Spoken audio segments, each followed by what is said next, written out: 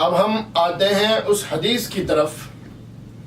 جس کی بنیاد پر سلمان ندوی صاحب نے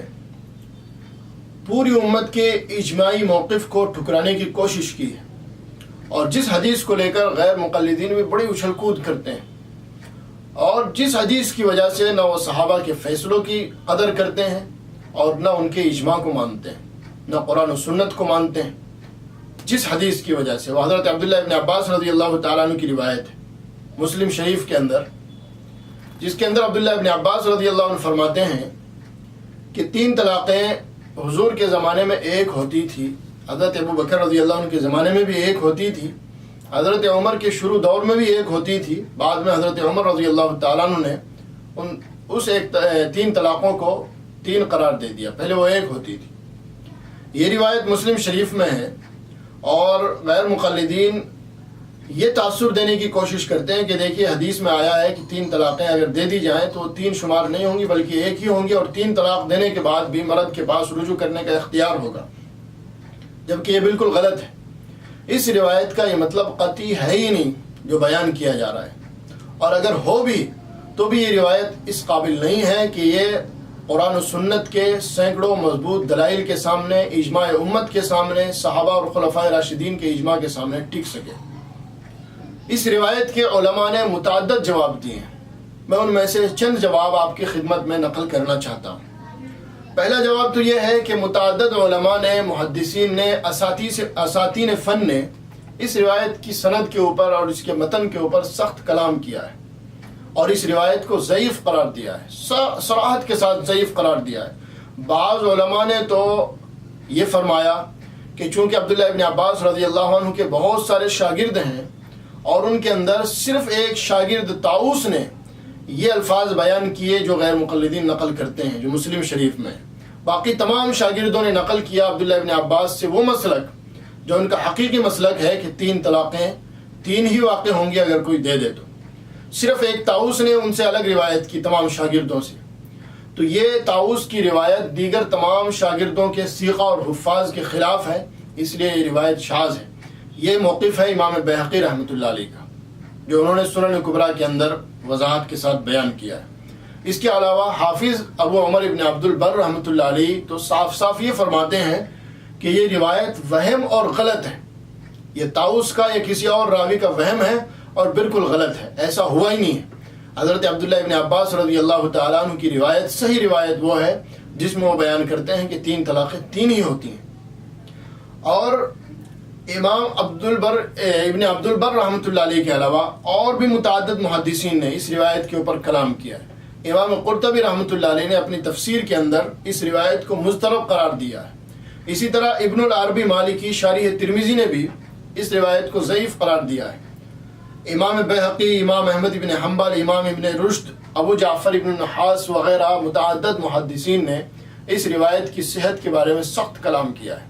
اور اگر ان لوگوں کے نام بھی شمار کر لیے جائیں جنہوں نے ان بزرگوں کے اقوال نقل کیے ہیں، جیسا کہ محدثین کا اور اصولیین کا قاعدہ ہے کہ اپنی بات کی تائید میں کسی کی بات کو بغیر رد کے بیان کرنا یہ اس سے موافقت کی دلیل ہوتا ہے، تو سینکڑوں کی تعداد میں ہو جائیں گے وہ شراح جو اس روایت کے اوپر کلام کرنے والے ہیں۔ اگر اس روایت کے اوپر تفصیلی کلام دیکھنا ہو تو حافظ ابن حجر رحمۃ اللہ علیہ کی فتح الباری اور امام قرطبی رحمۃ اللہ علیہ کی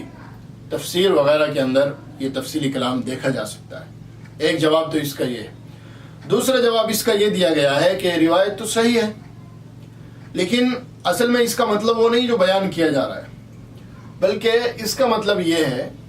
کہ روایت غیر مدخول بہا کے حق میں ہے، یعنی یہ مسئلہ اس عورت کے حق میں ہے جس کا نکاح تو ہو چکا ہو لیکن ابھی وہ شوہر کے پاس نہ گئی ہو، خلوت نہ ہوئی ہو، شوہر کی اس سے ملاقات نہ ہوئی ہو، یہ مسئلہ اس عورت کے حق میں ہے۔ اسے اگر 3 طلاقیں دے گا تو وہ 3 طلاقیں ایک ہی ہوں گی، کیونکہ اسے 3 طلاق دینے کی ضرورت نہیں، 1 طلاق سے ہی وہ شوہر کے نکاح سے خارج ہو جائے گی۔ اب ایک ہی طلاق سے جب نکاح ختم ہو رہا ہے تو باقی کی جو 2 طلاقیں ہیں وہ طلاقیں بیکار ہیں، اور اسی لیے فرمایا کہ 3 طلاقیں جو ہے یہ ایک ہی ہیں، یہ غیر مدخول بہا کے حق میں ہے۔ اور یہ کوئی ہوائی فائر نہیں، بلکہ عبداللہ ابن عباس رضی اللہ تعالیٰ عنہ کی اسی روایت میں بعض کتابوں کے اندر غیر مدخول بہا کے الفاظ لکھے ہوئے ہیں، چنانچہ ابو داؤد کے اندر اور سنن بہقی کے اندر امام بہقی رحمۃ اللہ علیہ نے صحیح سند کے ساتھ میں حضرت عبداللہ ابن عباس رضی اللہ عنہ کی اس روایت میں جو الفاظ نقل کیے ہیں وہ الفاظ ہیں: کان الرجل اذا طلق امرأته ثلاثا قبل ان يدخل بها جعلوها واحدة على عهد رسول اللہ صلی اللہ علیہ وسلم وابی بکر وصدرا من خلافت عمر۔ یہ روایت بہقی سنن کبریٰ جلد 7 صفحہ 355 اور ابو داؤد پہلی جلد صفحہ 299 پر موجود ہے، جس میں یہ الفاظ موجود ہیں کہ یہ حکم غیر مدخول بہا کا ہے، عام عورتوں کا یہ حکم نہیں، یہ صرف اس عورت کا ہے جس کا نکاح ہو چکا ہو لیکن وہ عورت ابھی مرد کے پاس نہ گئی ہو، رخصتی نہ ہوئی ہو، مرد اور عورت کے درمیان خلوت صحیحہ نہ ہوئی ہو، یہ صرف اس عورت کا حکم ہے۔ اور اس کے بارے میں جمہور علماء کا یہی موقف ہے کہ وہ ایک طلاق دینے سے ہی جو ہے بائنہ ہو جائے گی اور مرد سے اس کا نکاح ختم ہو جائے گا۔ اور یہی مسئلہ عبداللہ ابن عباس رضی اللہ عنہ بیان کر رہے ہیں کہ حضور کے زمانے میں بھی یہی تھا، وہاں ایک ہی طلاق دیا کرتے تھے لوگ۔ حضرت ابو بکر کے زمانے میں غیر مدخول بہا کو ایک ہی طلاق دیا کرتے تھے، کیونکہ انہیں پتا تھا ایک ہی طلاق کافی ہے اس کے لیے، نکاح ختم کرنے کے لیے۔ حضرت عمر رضی اللہ عنہ کے دور میں آ کر لوگ اسے بھی غیر مدخول بہا کو بھی 3 طلاقیں دینے لگے، جو غلط تھا۔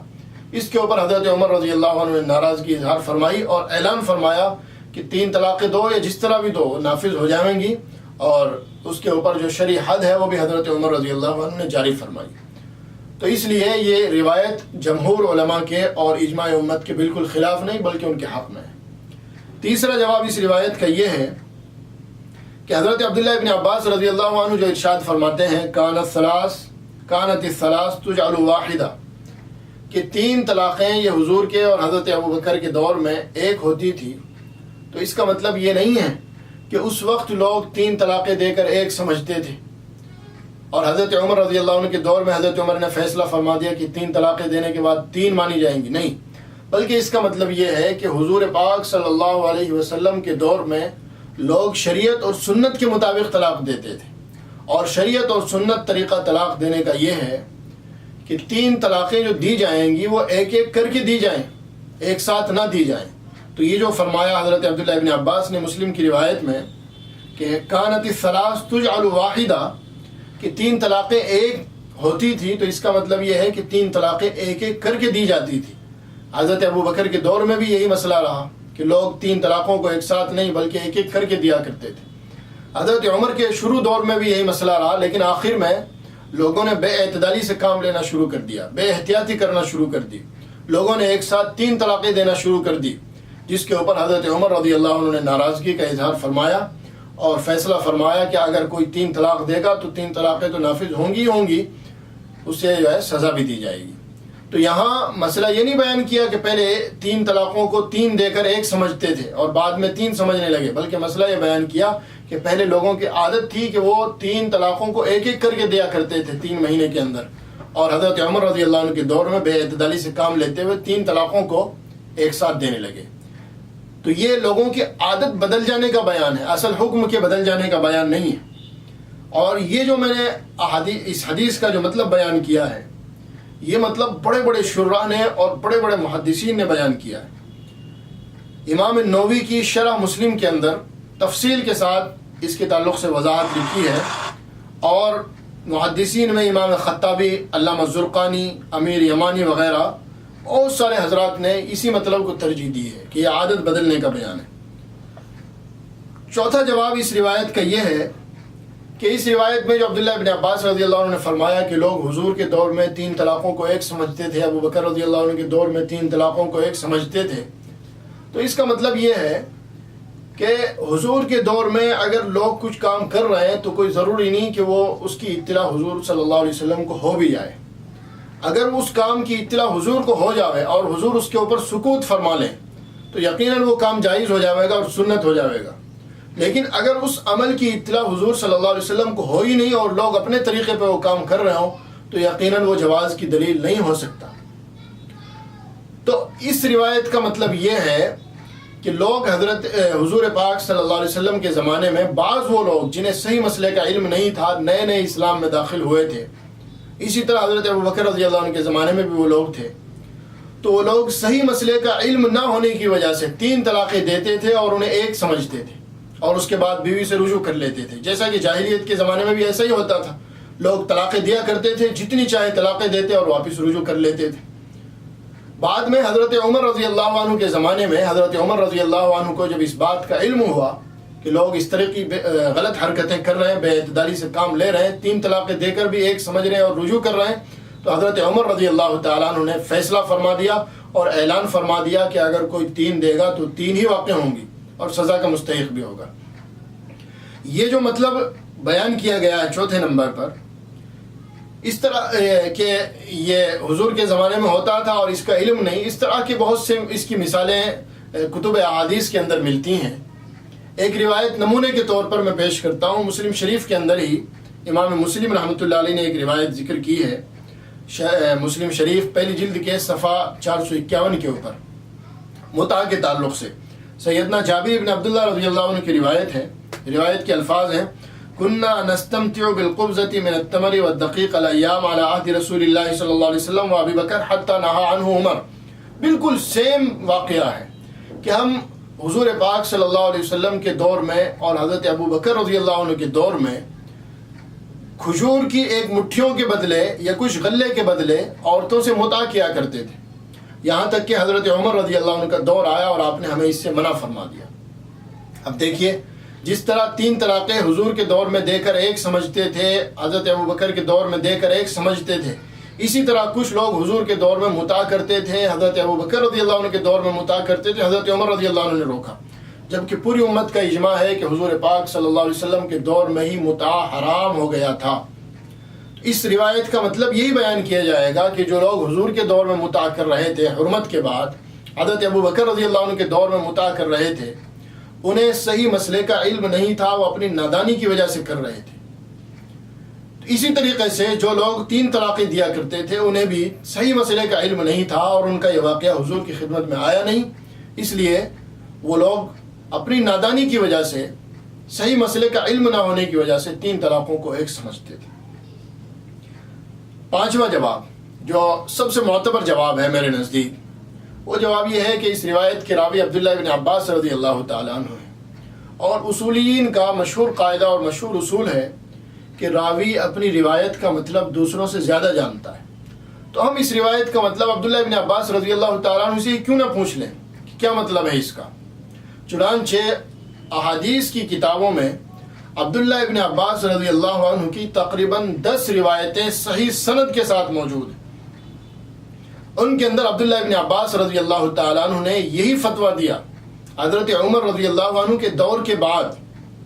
کہ اگر کسی نے اپنی بیوی کو 3 طلاقیں دے دی تو وہ 3 ہی طلاقیں واقع ہوں گی، وہ 1 طلاق واقع نہیں ہوگی۔